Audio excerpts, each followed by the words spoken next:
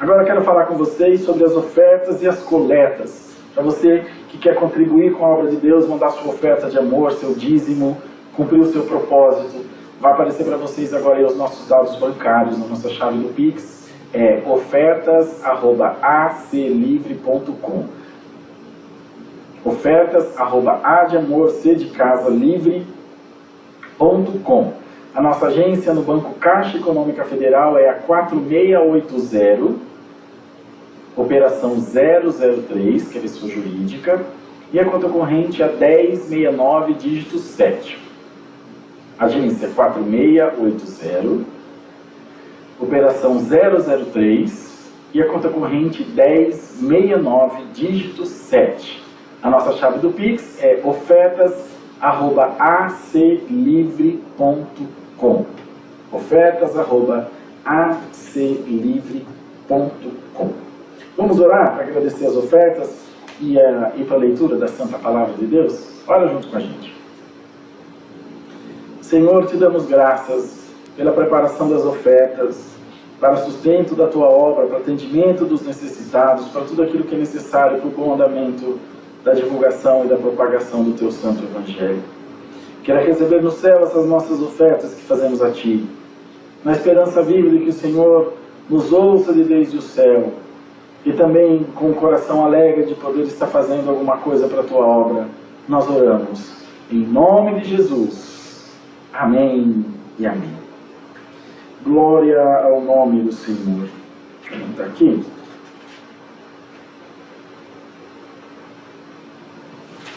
Vamos ler a palavra de Deus no livro de Juízes, no capítulo 6. Nós leremos a partir do verso 11. Juízes, capítulo 6, versículo 11. Vamos ler com a ajuda de Deus e a guia do seu Espírito Santo. Juízes 6, verso 11.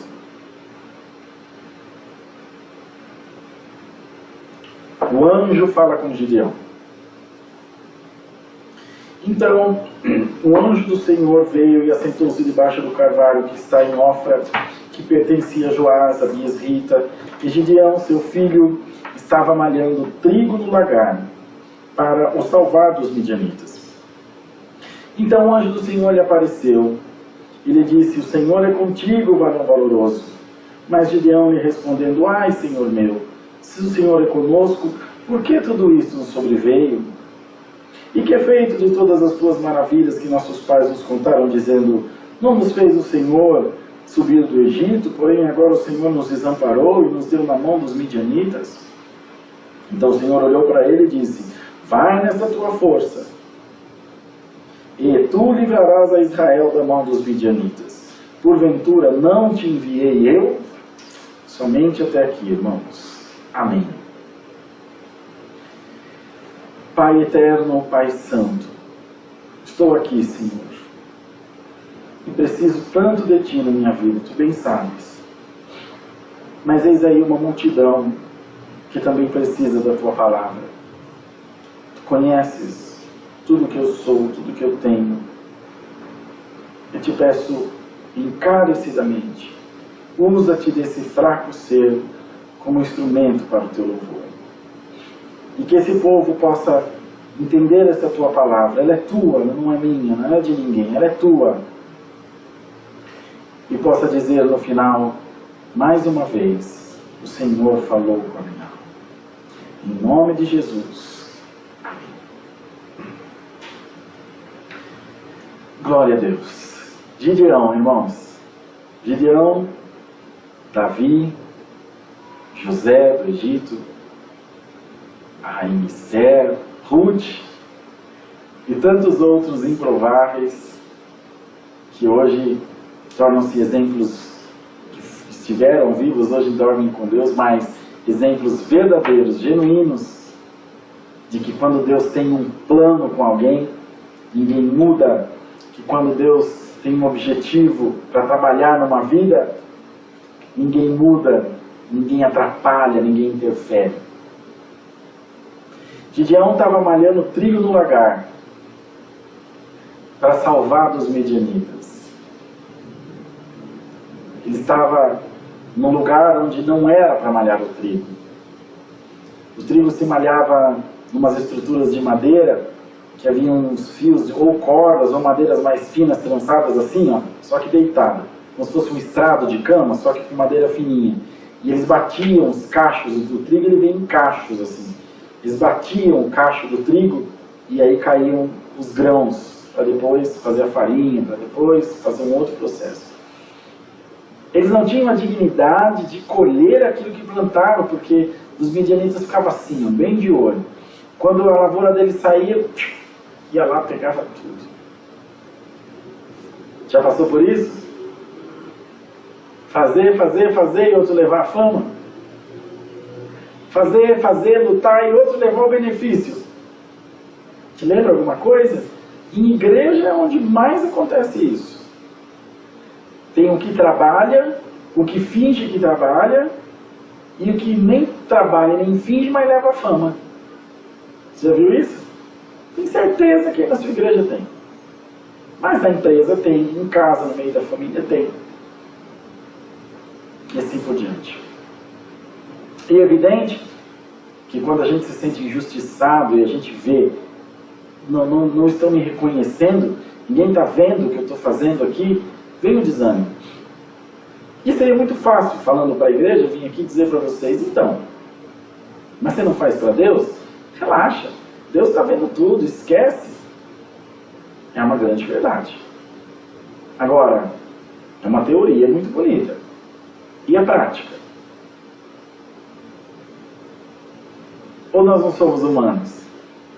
Porque o primeiro passo para a cura das nossas falhas, dos nossos pecados, dos nossos erros e dos pensamentos ruins que permeiam a nossa alma, o primeiro passo e mais importante é entender que todo o processo será feito nesse ser aqui, que sou eu. Uns diziam, não, a palavra diz, Jesus deu a outra face.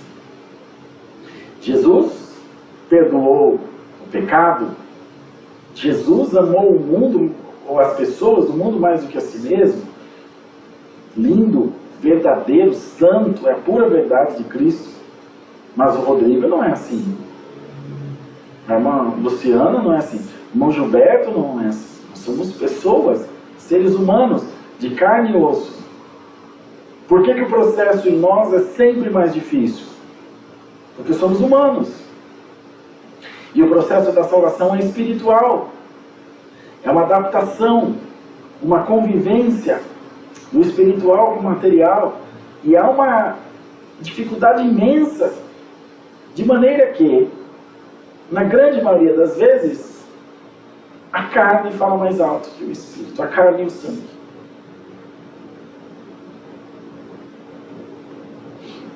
E agora? Como lutar contra isso? Como passar esses momentos?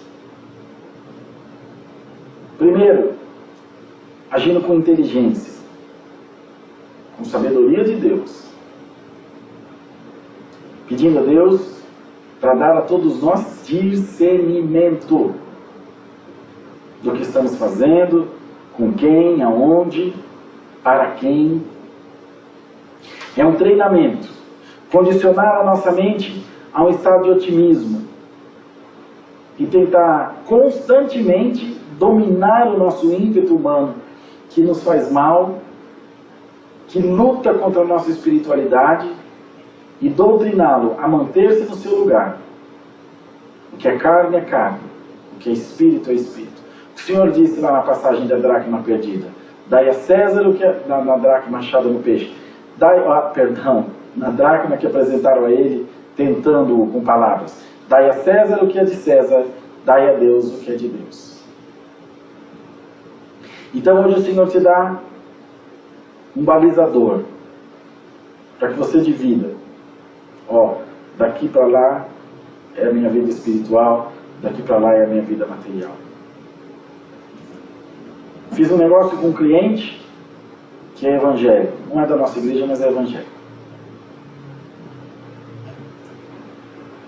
E tivemos que cobrá-lo, porque ele estava com problema no pagamento.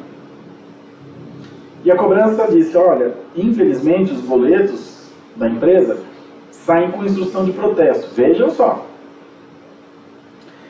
E se não vai na data certa, corre o risco de ir para protesto. A gente tem segurado, mas como já fazem 2 meses, a gente precisa ver o que pode fazer, porque senão vai para protesto. A gente não quer fazer isso. Mas não somos nós. O boleto sai do banco já com instrução de protesto. Evidentemente que é nosso pedido, que é uma segurança para a gente receber. Aí o cliente me chamou. O pessoal da cobrança cobrou e me chamou. Falei, poxa, tudo bem, se Deus te tocou no coração para fazer isso, faz assim. Falei, não, meu irmão. Deus não tocou em lugar nenhum, é meu bolso mesmo que apertou. Deus não tem nada, Deus não envia boleto para ninguém. Nós fizemos um negócio, não mistura Deus. Não, é só um negócio. Vamos negociar, vamos acertar, vamos dar um jeito. Mas Deus tocou no seu coração. Entende? Quando a gente faz essa salada, fica difícil, porque você não consegue discernir as coisas.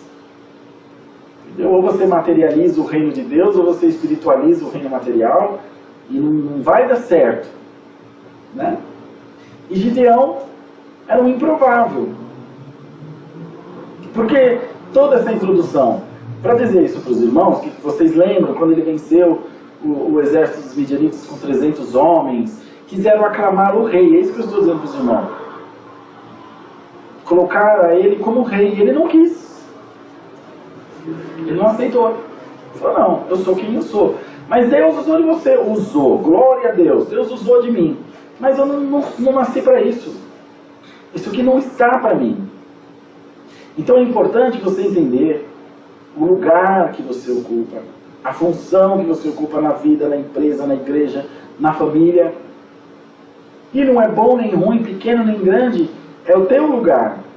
Independente da relevância ou não, ou irrelevância que você faz, que seja bem feito. Primeiro para você, para a sua consciência, materialmente falando, e sobre todas as coisas, para Deus. Quando eu pego o meu trabalho para fazer, quando eu pego alguma coisa para fazer, eu falo, isso aqui é para Deus. Eu estou escrevendo um livro, já faz bastante tempo, ultimamente eu tenho escrito pouco, queria escrever muito mais. Acho que não dá para vocês verem daí, mas ele é todo, ó, vou fazer assim para vocês vejam. Ele é todo escrito a lápis. Não dá para vocês verem, mas é todo escrito a lápis. Acho que não tem nenhuma anotação a caneta, tudo a lápis. Então, às vezes não fica legal alguma coisa, eu volto, apago, começo de novo. Estou fazendo para Deus. Ou eu pego o meu trabalho aqui na minha mesa, os irmãos não conseguem ver. Na outra live eu mostrei um pouquinho para você. Mas olha a quantidade de papel. Está aqui. Documento para assinar, coisas para fazer. Então, quando eu pego alguma coisa para fazer, eu falo, é para Deus. É para Deus. Eu tenho que fazer esse melhor. E é essa palavra que Deus traz para você hoje. Faz o teu melhor. E quando Deus te designar alguma coisa, acredita que Deus também acredita no teu potencial. E que Ele vê em você condições de fazer o que Ele te designou a fazer. Não se inferiorize, não mine os teus sonhos, não se boicote, não se sabote. Vai e faz. Não tenha medo. Assim como Gideão. Pediu vários sinais, e todos os sinais que ele pediu, Deus deu. Se sentiu inseguro, porque ele sabia quem ele era, ele sabia da sua capacidade, ele sabia, enfim, do que ele era capaz de fazer. Mas quando ele se viu avalizado, quando ele se viu, enfim, animado, impulsionado por Deus, ele falou, não, com Deus eu posso. Em nome de Jesus eu posso. Eles ainda não conheciam a Cristo, mas conheciam o Deus de Israel, o Deus dos exércitos. E é isso que Deus manda dizer para você hoje. Vai nessa tua pouca força, porque tu livrarás a Israel da mão dos midianitas. Você vai livrar a tua casa desse mal. Você vai livrar a tua família desse mal. E você vai conseguir discernir as coisas, olhar para todas as coisas à sua volta. E saber compreender direitinho onde cada coisa está. Onde cada coisa deve ficar. Há coisas que não se pode mexer. Às vezes nós empreitamos e tentamos fazer uma mudança que não deveria ser feito. E isso depois traz dissabor, traz tristeza, traz chateação para todos nós. E eu te garanto, Deus não quer isso de você. E nem para você. Mas Senhor, por que isso aconteceu? Foi o que Gideão perguntou. E vocês viram que não teve resposta? Mas o Senhor é conosco, por que tudo isso nos sobreveio? tem respostas que são óbvias. Primeiro é a vontade soberana de Deus. E outro, irmão, não existe mal sem causa. Ouçam bem isso. Não existe mal sem causa. Deus não acorda de manhã e fala: hoje eu vou atrapalhar a vida do Rodrigo só para ver a graça. Hoje eu vou matar aquele ali só para ver o tom. Não existe mal sem causa. Se você está recebendo algum mal na tua vida e isso está judiando de você, está trazendo tristeza, começa a avaliar os teus passos, começa a avaliar o teu comportamento e em algum momento você vai achar o motivo desse problema que você está passando. E você verá que não é tão sem motivo assim. Então precisa ser transparente com você mesmo. Entendeu? Você precisa ser sincero com você mesmo. E depois não se vangloriar pela vitória. Não achar que você é mais do que você realmente é. E nem menos. Deus tem uma medida para cada um de nós. E Ele nos criou assim, para ser como somos. E à medida que vai surgindo a necessidade, Ele nos vai ensinando para que nós cresçamos em espírito, em conhecimento, em graça e poder. E é isso que Deus vem dizer a nós por essa santa palavra. Eu quero te fazer crescer em todos esses quesitos. E eu quero que você aprenda a separar as coisas. Você consiga olhar com olhos macros, olhos de quem olha de cima, olhos de quem é entendido, de quem sabe o que faz. Se você fizer assim, o Espírito Santo repousará sobre a tua vida. E a tua vida será de paz. Glória ao nome do Senhor! Tua vida será de realização, de alegria, de contentamento. E você apalpará com as tuas mãos as bênçãos de Deus. Então, queridos irmãos, ouçamos essa santa palavra, esse conselho de Deus para nós. Aprenda a separar as coisas. Aprenda a fazer as coisas do jeito certo. Seja mais seletivo, seja mais organizado. Até na tua vida espiritual. Há pessoas que querem entrar em batalhas espirituais, expulsar demônio, curar enfermo e aconselhar. Calma. Calma. Se você ainda não tem altura espiritual para isso, é necessário que você tenha paciência e que busque incessantemente esse crescimento. Mas não faça mais do que você está preparado para fazer. Você vai se frustrar. E o adversário vai te lançar em rosto. E aí você vai estar tão confuso que ao invés de você dizer: puxa vida, eu não deveria ter feito, eu não estava preparado, você vai dizer: Deus não me ama. Porque olha o que Deus deixou acontecer comigo. O que Gideão falou? Se o Senhor é conosco, por que tudo isso não sobreveio? Mas quando Israel se esqueceu de Deus, quando o povo de Israel se esqueceu dos milagres do deserto, ninguém lembrou mais. Viram como não tem mal sem causa? Então hoje Deus manda essa palavra para dizer aos nossos corações: prepara-te.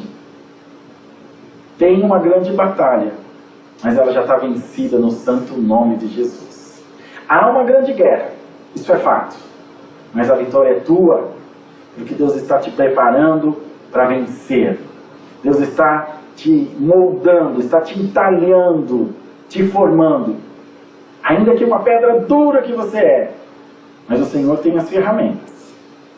E Ele vai te fazer ser uma grande escultura, uma referência para a glória do nome de Jesus. É a palavra.